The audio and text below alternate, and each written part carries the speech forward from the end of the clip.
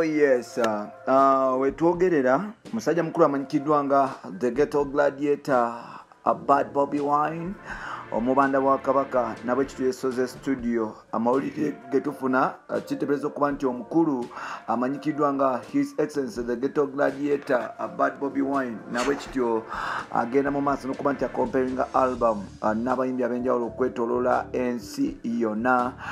Bobby Wine agenda kuddamu okuba nti abeera mu active music nga bwabadde ebiseera biri, era nga oba oliawo ayagala kukozesa music okubaako n'obubaka bwatuusa eri bannayuganda.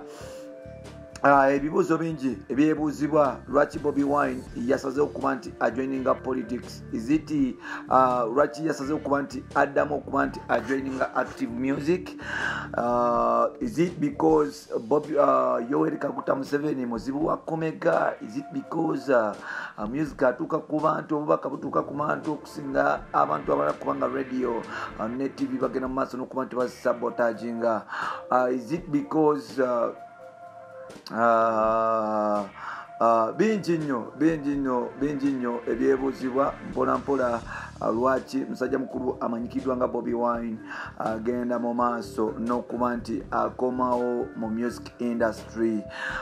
Nkwaniriza ku mukutu gwaffe omuganzi ogumanyikiddwa nga Uganda mu Kamoli amanya n'eddoboozi bamutantambi Jimso Rich Boy Maxudi Junior. Webale kuba nti otambula nange mune Uganda ali mu Uganda n'ebweru w'eggwanga.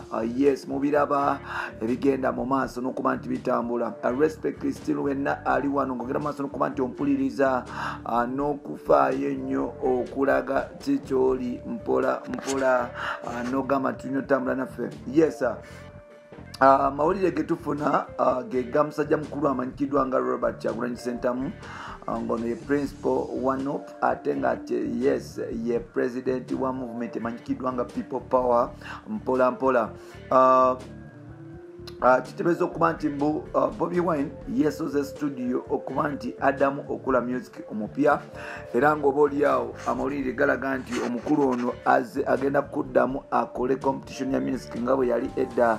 Ayagala kuba nti akomerawo babebe kulu ba Jose Chameleone bafik n'abasigaddewo mpola asobole okuba nti oba oliawo ayimba music. Era nga wetwogerera musajja mukulu amanyikiddwa nga Bobby Wine kogata ne producer amanyikiddwa nga Dan Magic basaze okuba nti bagenda mu maaso n'okubaako kyebakola mu music industry ye Uganda, like kyebakola on behalf of the music industry. Nti Bobby Wine yazemu okuba nti comparinga ennyimba ku mulundi guno nga like Bobby Wine tagenda kuta singo nga bwabadde akola. Bobby Wine agenda kuta music album number, era nga album eno tetunaba kugimanya bagenda gituuma. Yes, tetunaba kumanya bagenda gituuma mpola naye nga ate album eno egenda kubeera nti efuluma anytime from now. Ekibuuzo kiri nti lwaki Bobby Wine asaze okuba nti ata music album, era nga kigendera ki Bobby Wine lwaki yasaze okuba nti ajoininga oba okuddamu okuta music nga bwe yamuta edda.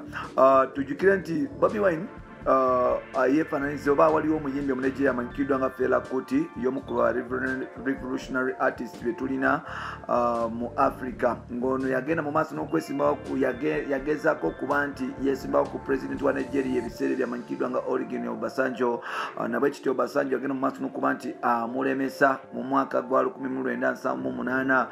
Fela Kuti yagenda mu maaso n'okuba nti ata music yasibwa mu makomera ag'enjawulo, nga obubaka bwe buli bwe bamusiba mu maaso n'okuba nti abuyisa mu music wabula Fela Kuti tiyasobola kuba nti afuga Nigeria. Fela Kuti bw'omutunulira y'omu ku bayimbi abakyasinze okubeera respected ku lukalala lwa Africa, era nga ekyamuleetera enkizo okubeera omuyimbi ow'amaanyi ku Africa bwe buteetiira okuvayo kuyimba ku nsonga eziruma abantu, neye ze yalaba nga mu kkomera nga bamusibye mu bintu eby'enjawulo. Obasanjo yagenda mu maaso n'okuba nti ateeka akazito ku musajja mukulu amanyikiddwa nga Fela Kuti, era nga kigambibwa n'okuba nti obulwadde obwamuta bwava awo mpola mpola. Fela Kuti muyimbi mu Nigeria, abasinga balaba Bobi Wine nga Fela Kuti wa Africa oba wa Uganda, kubanga ennaku zino Bobi Wine buli kimu ekigenda mu maaso naye akisa mu music, tatya kumusiba nakuba nti oba oli awo akwatibwa. Byebyo bino n'ebirala mubirinde mu episodes zaffe zidakoma Mtantambi Jimso Rich Boy Maxudi Junior. Nkusamunya ekitiibwa gwe naagenda mu maaso nokuba nti ampuliriza mpola mpola.